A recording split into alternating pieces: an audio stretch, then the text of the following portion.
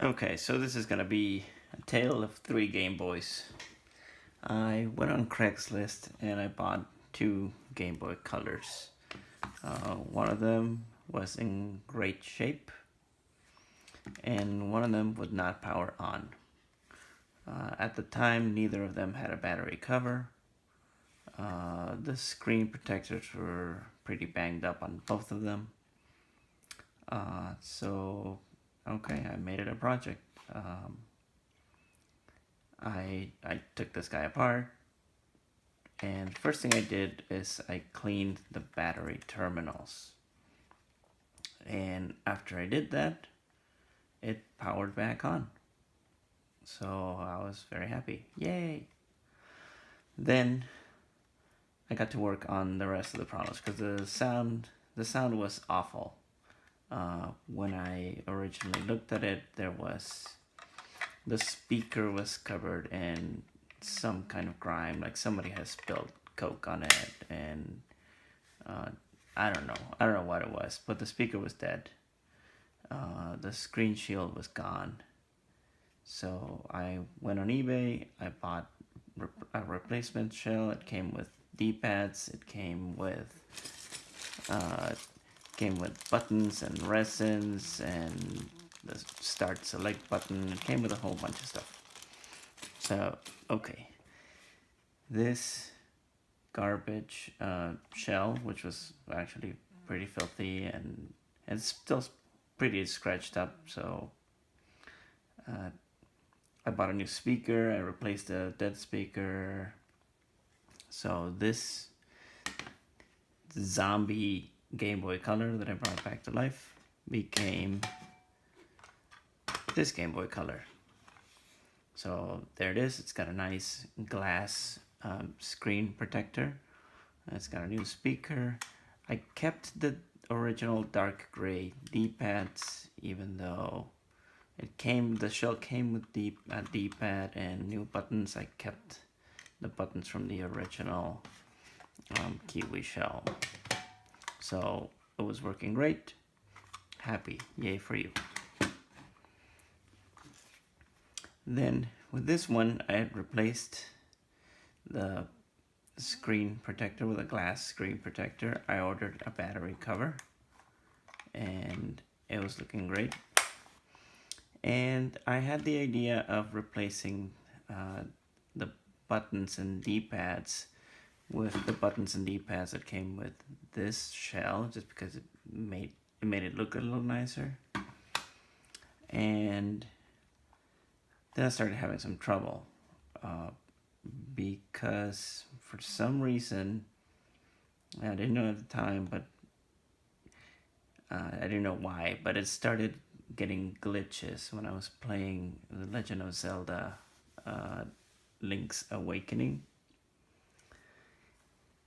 And it was the DX version, the color version for Game Boy Color, and I was pretty bummed out because I didn't own that game. I had bought it just because I had gotten a Game Boy Color. I went and I bought a copy, and it was getting these weird glitches. So I thought, well, maybe the motherboard is dead or it's damaged in some way. I don't know how to fix a motherboard. So I still like the shell. So I went on Craigslist again, and I bought this Game Boy Color. The shield, the screen protector was pretty scratched up, and the speaker was dead too. But it worked. Then I tested it with Zelda, and it worked fine. So I took the motherboard out, which was working fine, and I took the glitchy motherboard out of this one. So I put the healthy motherboard in here, and now it started glitching. I also took the glitchy motherboard out of there and put it here, and now it was fine. So that was very confusing. then I had the idea maybe there's a problem with the ribbon cable in the display. Maybe the ribbon cable is damaged and is sending some kind of weird message to the motherboard, and that's why it doesn't play. So I also took the display out and put it here, and I put this display over there. So now each motherboard is with its corresponding display, but this one was still working fine and this one was still glitching. It made no sense. How can this motherboard, which was glitching there, be put into the green shell and be fine? And how can the motherboard and display from the green one, which were fine, be put into the purple case and start glitching? It made absolutely no sense. So after thinking about it for about a week, I decided to do more tests.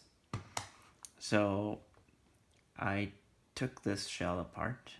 I took off the top case and left the motherboard on the bottom shell and played the game without a top shell. And I was still getting the bug. After that, I decided to try to play the game without a shell. So I took it completely apart and I jerry-rigged the batteries with a rubber band to the battery compartment, well, the terminals, and a piece of tin foil. And I managed to play the game without a shell at all, just the motherboard and the display, and I was still getting the bug. So it made no sense until I started testing with other games. I tested it with Super Mario Bros. Deluxe. I tested it with essentially every Game Boy game I own, and I managed to get weird bugs with Metroid 2, Super Mario Bros. Deluxe, and Tetris. And what the bug was showing was that when you press on one direction, it starts going an opposite direction. So then I got the idea of looking at the D-pad. Okay, so here we have the Chinese D-pad bought on eBay. Here we have the original Nintendo D-pad, and you'll notice that this pivot is simply much taller than the Chinese one. So what that means is that when the D-pad is tilting, it only presses one or maybe two directions. When you're pressing diagonally, you're pressing two directions, but you can never press both left and right at the same time. On the other hand, with this part, the pivot is so stumpy that there were situations when it was pressing both left down and right at the same time, causing the game to get very confused. I put the original D-pad back and everything was solved. It was the D-pad pressing more than one input at the same time. That's why when the glitchy motherboard came here, it was fine, and the motherboard that was fine came here, it started glitching. So, mystery solved.